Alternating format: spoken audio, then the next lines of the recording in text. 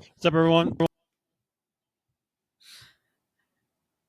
FF Uncensored. Dude, you totally hit something and then you went out. So welcome to FF Uncensored. I'm back. Um, yeah, so there's a cool concept that we want to talk about today, which is kind of it frames nutrition in a really nice way. And so there's three aspects here, okay, and they all kind of determine something different. So calories determine what we weigh, macros determine what we look like, micros determine how we feel. So we'll kind of break those down a little bit. So you want to talk a little bit about calories first? Yeah, so calories is our overall consumption. How much are we eating? I will say calories, I'm going to do a little calories in, calories out. So, like, the activity you do also plays a role here in how much you're consuming. But overall consumption is going to be the calories portion. And this really determines how much you weigh. Because if you are burning more calories than you're consuming, you're losing weight or you're weighing less. And if you're over consuming, it means your weight is either is going up or it's maintaining it. So how much your quantity of food, your calories, is determines how much you weigh. Right, and not remember, if you've listened to us enough, you know that not all calories are created equal. So a calorie from protein or sorry, a calorie from a carb or a fat is different than a calorie from protein, just because of like how much it takes to digest and yada yada yada. Right.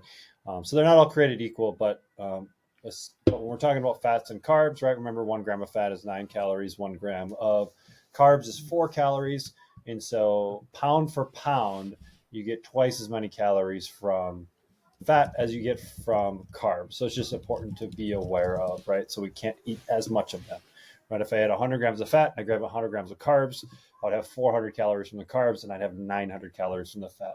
So that's why like fat consumption is something we always just want to be pretty cognizant of. And where most people screw it up is they forget about the fats that they're putting in the foods they eat, right? For the pan, maybe they're putting a couple tablespoons of oil in the pan, which ends up in their food, right? And so they fat can kind of sneak in. It can get kind of sneaky in some different places. So just something to be aware of there. Which is really the macro part of this next step. Correct. So macros is the breakdown of those calories, right? And we kind of alluded to it a little bit in that last one, but probably the most important one here being protein. Right. When we're looking at the macros, if we're going to optimize a macro for a client early on, protein is usually the first one that we're going to focus on and getting that to a sufficient number. And that sufficient number is going to change depending on how much you're working out, how much muscle mass you have, how much muscle mass you want to have. But for the most part, we're going to say 0.8 to 1 gram per pound of body weight, or your goal body weight, if your goal is weight loss, are going to be the numbers that we're going to use as a baseline for protein. And then what I have found is if you're looking at calories and you're looking at protein macros, if you can hit those two, your fats and carbs are going to be in line, and we're naturally going to eat what we favor. So people who have are genuinely leaner and have a higher muscle mass, lower body fat percentage, you're probably going to see them eat a higher carb. If you carry a little bit more extra weight, you're probably going to be a little bit more fat guided in your eating. But the reason, if your goal is weight loss and you're like, but I have high fat and high carbs, you can't have both, and that's why you're over consuming. So make sure you guys are watching that. You're probably going to be like more of a like moderate for most people is usually best, but if you are high carb and you are high fat, you are probably in a calorie excess. So just know that like they need to be reasonable. And if we think about a lot of foods that taste really good, they're usually high fat, high carb. Think donut. That's why they French taste fries, so good. Right? I love a French fry. So, you go like French fries and mayo. Great combination. Most people don't think of it, but it's a great combination because of the fat and the carbs together. Just put some sriracha in there, and you basically have the ultimate. Then we call it aioli. Then it's fancy. Then you pay $5. Sriracha doesn't. When it's sriracha, it doesn't make it aioli. So I had something I was going to say on that. You said something smart that I was going to expand on. Guys, do you hear that? Trevor said I said something smart. So the high fat, high carb is what good foods taste like. Okay, I got it now. Okay, we're back. So one thing that we can go a little step deeper, if you're like, hey, should I be higher in fat or should I be higher in carb if I'm ready to do that stuff? We can look at body types. And so typically people that are what we call ectomorphs, so they're naturally skinny, have skinny wrists, skinny ankles, smaller bone structures. Trevor and Aaron. Right. Like, like give them a person. You and Aaron are built that typically way. handle a higher carbohydrate diet and do better on higher carbs than higher fat. I find that a higher fat diet for me just doesn't sit very well. Maybe get a little more lethargic, those kind of things, because of that. That is a theory. I don't know if there's an exact science behind this, but it's kind of like what I haven't found, but what general nutrition coaching has found over the course. And then someone that's a little bit more of what we call an endomorph.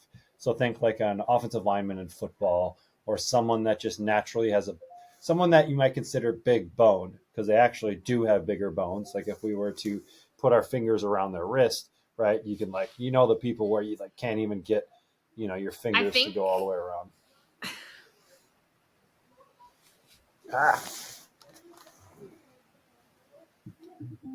And I don't know if there's something to do with your own, but if you look at someone's wrist and they're like, whoa, you kind of have a thick wrist, right? Like that means their bone structure. Most of us don't carry a whole lot of fat around our wrists, right? It's just so it looks at your actual bone structure. So if that's a little bit larger, typically those people will do a little bit better on a higher fat type of diet. They're not as, so the other things that play into this, they're not as insulin sensitive typically. And so they just don't handle carbs as well. And so that's why having more fats in their diet, they'll just be more successful typically with something like that. So I also will say that if you are doing a lot of cardio style training, you're probably going to be opting for a higher carb diet and a lower fat diet, like higher carb, lower fat. And I don't want to call it a diet, because a diet is something you do for a period of time. We're literally talking about eating strategies that you should use all of the time to maintain and have the results that you want. Not that macro counting needs to be it, but you need to have some tools in your toolbox to get enough protein to do all of these things and all of that. So, and with this manipulated carbs and fats, this is like a higher end. Like if you don't have calories dialed in, if you don't have protein dialed in, don't even worry about this aspect. I mean, you can just naturally maybe choose more carby foods versus more fat foods. Like that can be a way to go about it. But it's kind of like if you don't have protein dialed in and calories dialed in, let's not worry about the details in these other two. This is kind of like next level strategy for those people that have some of those, if they're hitting their protein numbers on a regular basis. And like Ashley said at the beginning, I think the easiest formula here is just 1 gram per pound of body weight. So if you're a 200-pound male, hit 200 grams of protein or more. If you're a 175-pound female, hit 175 or more. It can't really overeat on protein, but just remember protein is many times paired with fat. And so if you're trying to get more protein, you're probably also getting more fat in your diet as well, unless you're using really lean sources like a protein powder, like a whey protein, or you're eating like chicken breast, or you're eating like protein rich, low fat cuts of meat. So the caveat here would be if you're thinking this is the direction you want to go with tracking and seeing where you're at is, if you are trying to hit your protein goal, you're probably not going to be adding as much fat to other sources throughout your day, meaning maybe you're only having 2 eggs and you're adding egg whites to them. That's a big one because eggs are really nutrient dense because they have a lot of fat in them. Not that that's bad. They're just going to be high. You're probably going to opt for lower fat cheeses or lower fat milk or anything like that you're adding to them, or maybe even eliminating, I'm not going to put dairy in this dish because it is a higher fat food. So just knowing you're giving to have those higher fat cuts, you're probably opting for less fat other places, or you're cutting a bunch of carbs to be able to hit those goals and still be in your calorie range. Mm-hmm. And then if you're trying to go for leaner cuts of meat, right? Like chicken breast is going to be a leaner cut of meat. We're thinking 90-10 beef or 93-7 beef. And then even potentially after you've cooked it, draining off any of the excess fat or things like that to help reduce some of that content to just make it a little bit more protein dominant, right? And so those can just be some ways that we lean things up a little bit more. Again, none of this is good or bad. These are all just strategies and to help you kind of hit the area that you want to hit. Okay. Okay, so the big thing about macros is you can, like, calories are going to determine how much you weigh. So if you're eating less calories, you're going to lose weight, or you're going to maintain the weight you're at if you're eating the right amount. When you get into macros are going to change how you look. So when you look in the mirror, if you're hitting a protein target and you're hitting your calories, you're going to look toned. You're going to have that look that you're looking for if that's what you're going to. If you're eating low protein, you could be what we call skinny fat. Is that what we call it these days, or do we have a new I don't cool know hip if name? I don't know. I don't know if you're probably gonna get canceled. Okay. Well, but it can, how the quantities of the macros that you eat can truly make what you look like, and you put on clothes, you look in the mirror, that is what it's going to change. And especially if you are utilizing strength training or other training modalities, right? Um, so, all right. So we've got calories determine what we weigh, right? Macros determine our body composition, so how much muscle we have on our body, right? And then 3 micros determine our health. So give me the breakdown on micros. So macros are basically all of the nutrients that are in your food, vitamins, minerals. I'm going to throw fiber in here because I don't have a really good place for that. But these are the sources that give your body the fuel to do, like, not just the calorie fuels, but the ability to do the processes it needs to do in your body. Like, carbohydrates aren't like, they give your body energy, but they aren't what's the only thing that's needed for your liver to detox. Like, you need a bunch of B vitamins, and those micronutrients are going to be those B vitamins that help your liver do all of its jobs and all of that. Magnesium, another one that helps with sleep. So it helps your body do optimal jobs that you need it to happen. Like, magnesium also does like 500 other jobs in your body. So, like, you need it a lot of places, but that is going to be what comes from those food sources for your body to function optimally or at the highest level. It's going to determine if you're getting enough sleep, if you have enough energy, if you, why are those the only two I can literally think of right now? It must be that I'm really tired and I need some more energy. So, like micros, like I've given the car analogy before, right? Like Oh God, don't macros do are the it. gas to the car, where micros are like the oil to the car.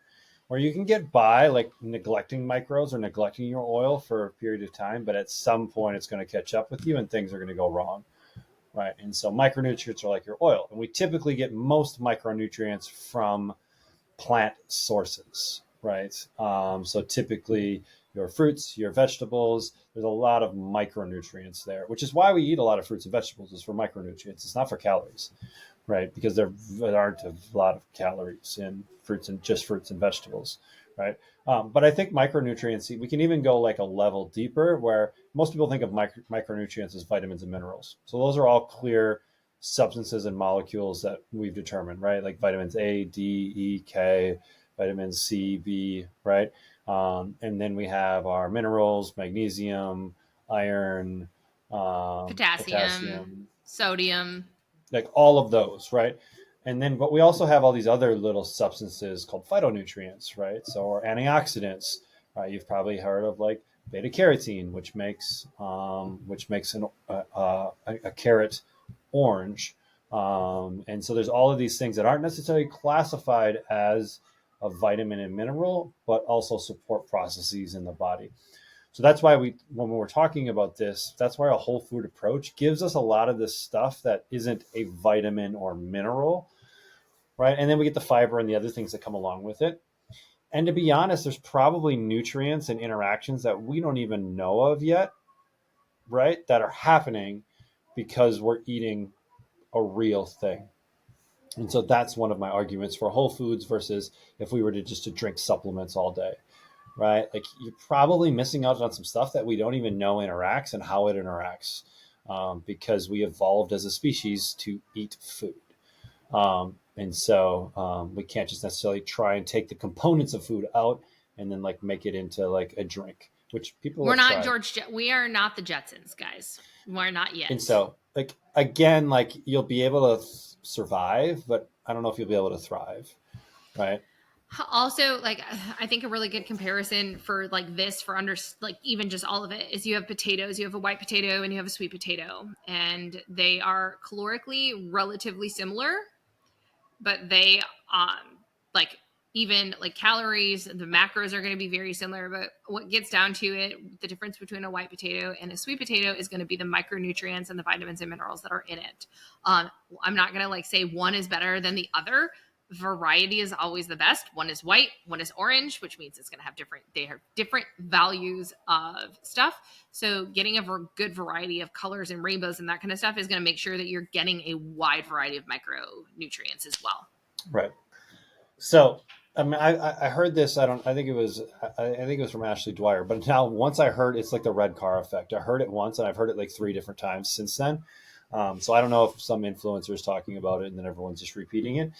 But I think it's a nice, it's a nice way to break these pieces down of nutrition, right? Because that's the effects that they have on our body. And so, calories determine what you weigh. Macros determine what you look like, right? Your muscle mass, lean mass, and then micros determine how you feel, right? They're ultimately going to impact your health because our body, every cell in our body needs vitamins, minerals to like work essentially, right? And so if we're deficient in those kind of things, we need to find ways to clear up some of those deficiencies. And you can, if you want to go down the rabbit hole, there are blood tests and that kind of stuff for vitamins and minerals. You're not going to get them through your just normal practitioner. You're probably going to have to go outside of that into some other realms to get some of these things. They test a few things like electrolytes and that kind of stuff when you go to get your test done, but not everything. Yeah, hopefully that's helpful. Awesome. Anything else that you got? No, I think that's good. If you guys come up with anything else, let us know. Trevor, are we hanging out next week? It's the Wednesday before Thanksgiving. Yes. All right. We will see you guys next week. See ya.